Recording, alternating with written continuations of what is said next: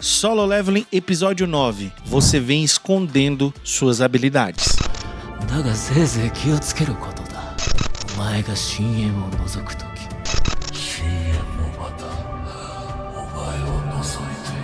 O episódio 9 foi uma completa surpresa. O plot twist aqui me deixou completamente surpreso e feliz. A minha expectativa para esse episódio foi totalmente superada. Foi melhor do que eu podia imaginar. Nós tivemos um aprofundamento no caminho de Sanji-Woo. Pelo que vimos neste episódio, realmente ele será um anti-herói. Mais uma análise do anime Só o Filé aqui no canal Heróis e Mais. Não esquece de curtir, compartilhar e comentar. E não esquece de ir nos outros vídeos. Nós temos aqui a análise de todos os episódios, beleza? Em breve teremos lives sobre Solo Leveling e mais reacts. Então, roda a vinheta que nós vamos falar sobre este anime Só o Filé.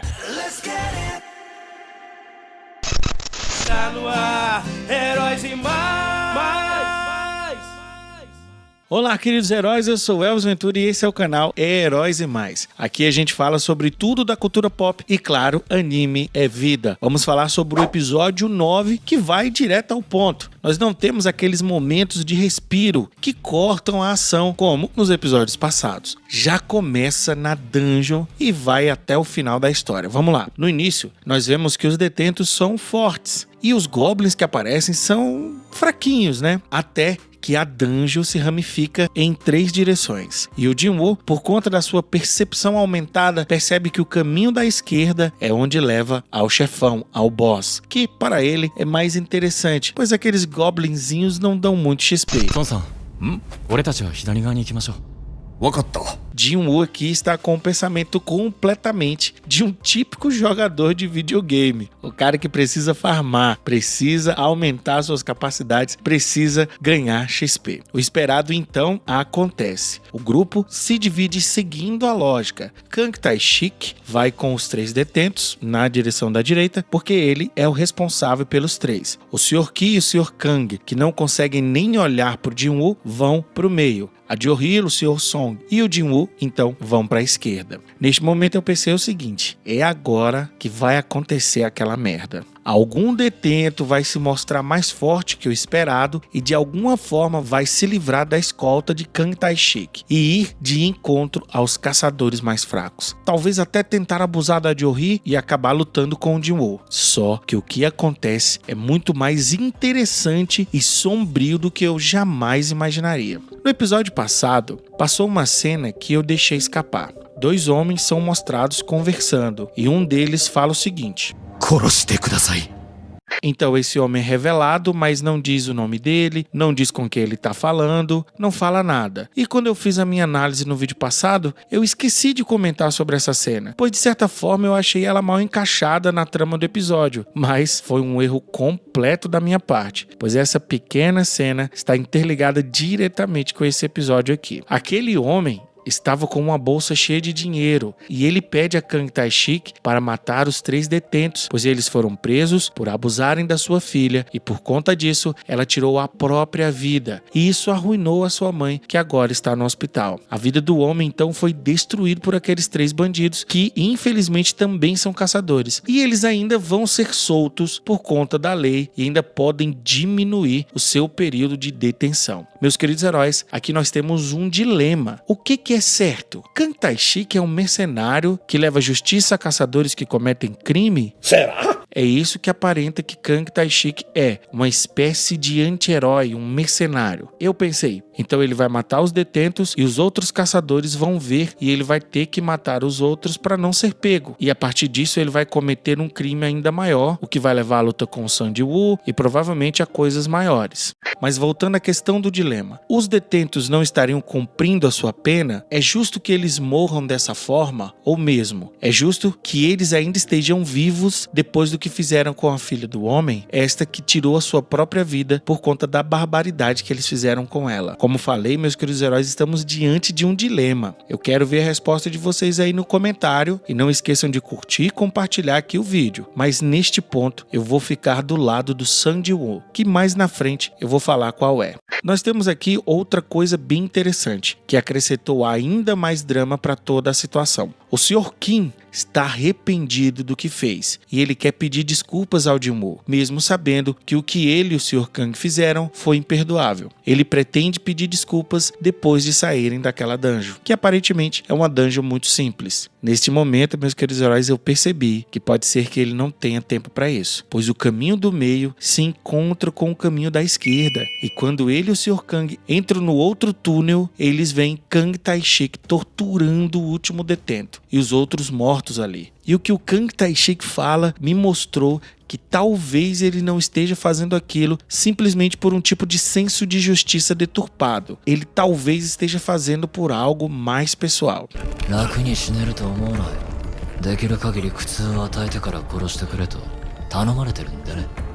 Ele então vê o Sr. King e o Sr. Kang e rapidamente finaliza o detento e parte para cima deles. O que eu previa, meus queridos heróis, aconteceu. Kang Tae-shik vai matar todos eles para não ter provas de suas ações. Tudo isso mostra como aquele mundo é mais complicado e mais sombrio do que parecia. Temos nesse mundo os caçadores e já foi mostrado que muitos deles podem ser criminosos perigosos. E agora nos é mostrado que alguém da própria associação de caçadores também pode ser um criminoso, mesmo que tenha boas intenções. Mas, no caso de Kang Tae-shik, nós vamos ver que não é por boas intenções. O que me leva, meus queridos heróis, a um comentário de um inscrito nosso no último vídeo, onde nós falamos do episódio 8. O Bruno Tropeço trouxe uma contextualização importante para entendermos melhor este mundo de Solo Leveling. Ele fala o seguinte: Elvis, teve mais mudanças nesse episódio. Essa explicação pode ser longa, me desculpe. Teve também uma mudança na trama dos 2 episódios passados, mas como eu achei que eles iam falar mais pra frente, eu resolvi não comentar. Mas agora essa mudança fez falta nesse episódio então. Sobre os objetivos da companhia do pai do Jin-woo, o principal motivo para ele querer criar a guilda é que, como o mundo mudou devido às dungeons, e as dungeons aparecem de forma aleatória, agora no mundo os lugares mais seguros são próximos a uma guilda, e dependendo da guilda, o lugar pode ser mais caro ou barato. Além de que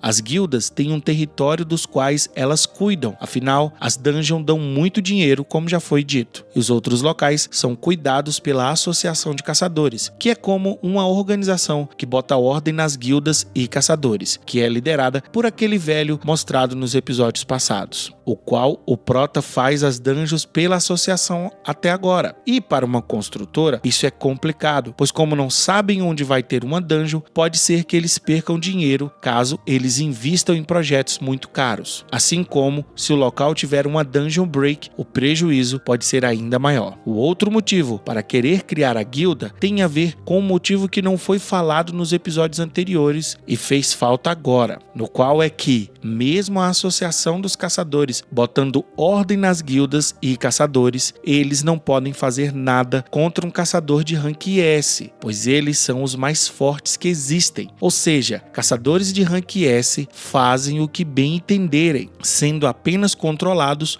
por outros caçadores de rank S. O que explica porque o irmão do Merdinha que tentou matar o Prota não foi direto para cima deles, porque o líder da guilda dele é um caçador de rank S mais forte que ele. E se ele não cumprir as obrigações, ele sabe que está ferrado. Isso também explica porque o pai de Jin-woo quer alguém de rank S como líder da guilda dele, pois a guilda vai ter uma imagem melhor, além de que ele vai ter alguém para protegê-lo caso algo ameace ele e seus negócios, além de outros motivos que não vou falar, pois pode ser explicado mais no futuro do anime, eu espero. Teria mais coisas também, mas eu espero que essa explicação seja suficiente para que possa ajudar. Muito obrigado, meu querido Bruno. Essa explicação é muito importante, muito interessante. Por quê? Porque mostra como a associação não é algo tão preto no branco. Não é uma instituição que realmente é respeitada, que controla os caçadores. A gente viu o que aconteceu com o Dongsu e agora nós estamos vendo isso. É super importante nós sabermos que os caçadores podem ser vilões extremamente perigosos. Então, de fato, agora se não tinha ficado claro antes, neste ponto está como um cristal. A força é o que traz ordem para aquele mundo. Os humanos comuns não conseguem lidar com os caçadores de rank alto entanto, nem os próprios caçadores mais fracos conseguem lidar com eles. Por isso, o líder da associação de caçadores,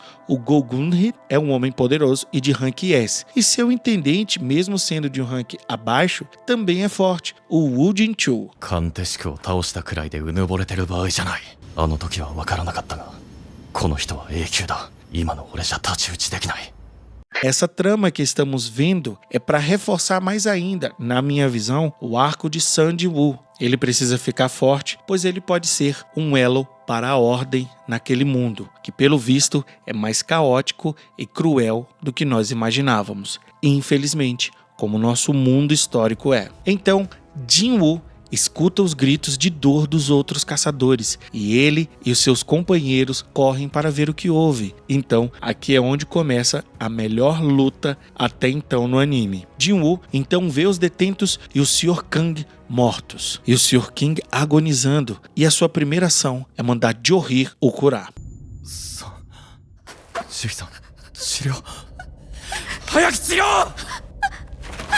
Ele está visivelmente abalado, mas não é pelo sangue, não é pela barbárie que ele está vendo. Ele já presenciou isso e inclusive já fez algo parecido com outros seres humanos. Sua angústia é sentir pena de alguém que ele odeia, alguém que ele precisa continuar odiando. Mesmo com os poderes de cura de Johir, o Sr. Kim está condenado. Vários golpes de faca em pontos não vitais foram desferidos contra ele ao ponto de ser impossível sua cura. Ele olha para o Jin-woo e pede desculpas. Sun Jin-woo fala que ele não pode morrer. Ele tem família. Ele precisa continuar vivo para que Sun Jin-woo continue odiando ele.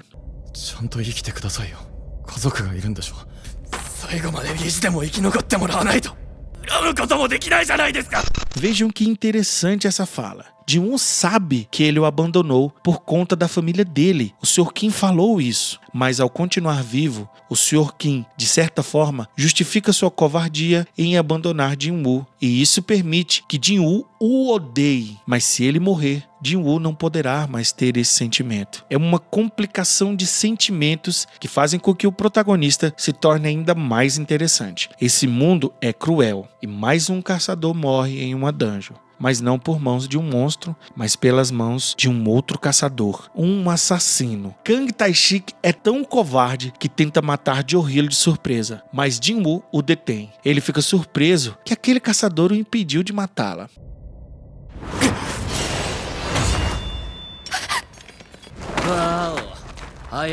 A feição de Kang está completamente diferente. Seu instinto assassino agora reflete em seu rosto e seu corpo. O Sr. Song, prevendo que Jin-woo não conseguiria enfrentar o assassino, se coloca à frente e, como espadachim que é, pretende lutar com a espada de Kim. Ele pede a Johir um fortalecimento de sua força física, uma habilidade dos healer, que é bem interessante por sinal e faz todo sentido, já que curar tem a ver com um tipo de manipulação das propriedades do corpo. Mas mesmo com esse buff, o Sr. Sung é incapaz de fazer frente ao assassino. Kang Tae-shik começa a aumentar a sua velocidade e começa a ferir o Sr. Song, mas Johir imediatamente o cura, mesmo à distância. Kang Tae-shik mais uma vez tenta matá-la. Nesse momento, eu pensei que o Jin-woo ia se meter, mas não. O Sr. Song ataca o Kang e consegue, com uma estratégia, usar sua magia contra o assassino. Mas ele é muito superior ao velho caçador. Johir, infelizmente, se deixa abalar pela situação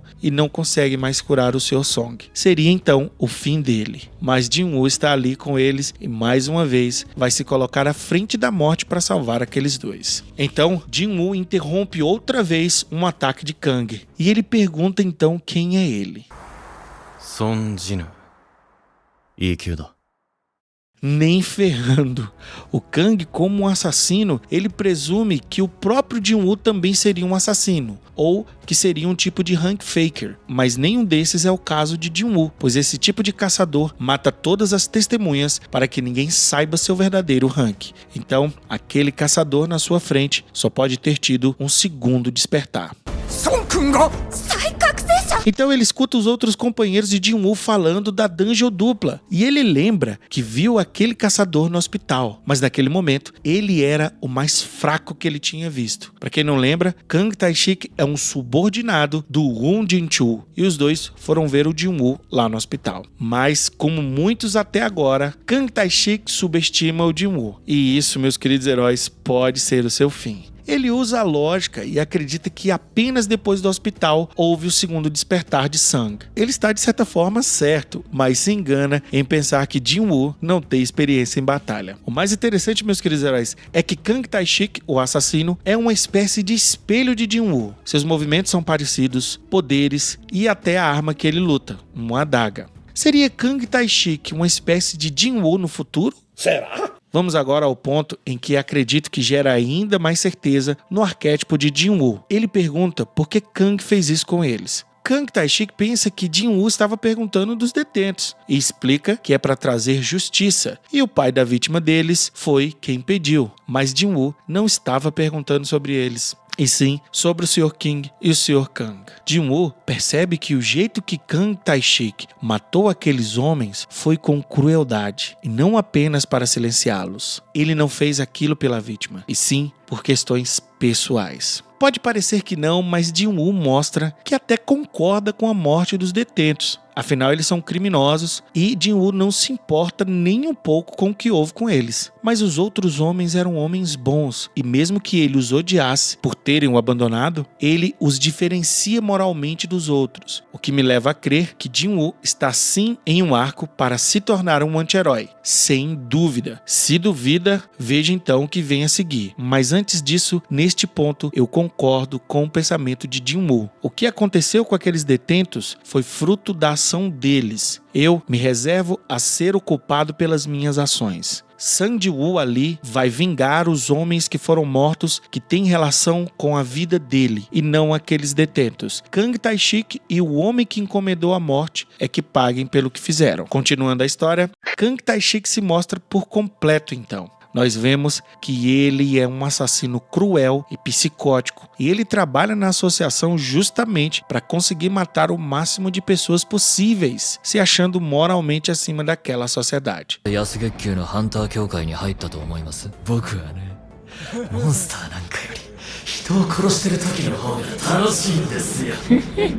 Toda essa história me deixa ainda mais pé da vida com esse lixo e a vontade de ver o Jin-Woo matando esse cara é enorme. Então a luta continua. Kang Tae-shik pensa que está em vantagem e aumenta ainda mais a sua sede por sangue, até que o sistema indica que Jin-Woo precisa matá-lo. Jin-Woo está no modo solador aqui, meus queridos heróis, e ele até agradece o sistema por lhe dar mais um motivo para matar aquele verme. O que nós vemos é uma sequência incrível de batalha. Jin-Woo aumenta sua velocidade e consegue ferir Kang, que percebe que a sua adaga tem veneno, mas usa uma habilidade para neutralizar os efeitos e continua trocando chutes e facadas contra Jin-Woo, até que ele utiliza sua capacidade de ficar praticamente invisível. Ele chama de furtividade, pois esta é a única forma dele derrotar Jin-Woo, impedindo que ele defenda seus ataques, pois neste momento Jin-Woo está mais rápido que ele e, se ele o ferir com sua adaga venenosa, Kang estará perdido. Ele então consegue ferir Jin-Woo com sua habilidade de furtividade e já se considera o vencedor. Ele feriu a perna dele para não conseguir mais se movimentar e ele até ameaça Joe-Hyo dizendo que ela e o Sr. Song serão os próximos. Mas Jin-Woo fica furioso e indica que vai acabar logo com aquela luta. Então usa sua habilidade de cura total. Agora presta atenção, meus queridos heróis. Ele fala que perdeu mais um sentimento dentro dele e nós vemos um fogo azul sendo apagado. Para quem ainda tinha dúvida do arquétipo de Jin-Woo, eis aqui mais uma prova. Aquele Jin-Woo que nós conhecemos no começo da história está aos poucos morrendo e nessa batalha mais uma parte dele morre. Kang Tae-shik desaparece mais uma vez e ataca Jin-Woo, mas sem sucesso. Jin-Woo consegue prever seus ataques e usa sua intenção assassina para paralisar Kang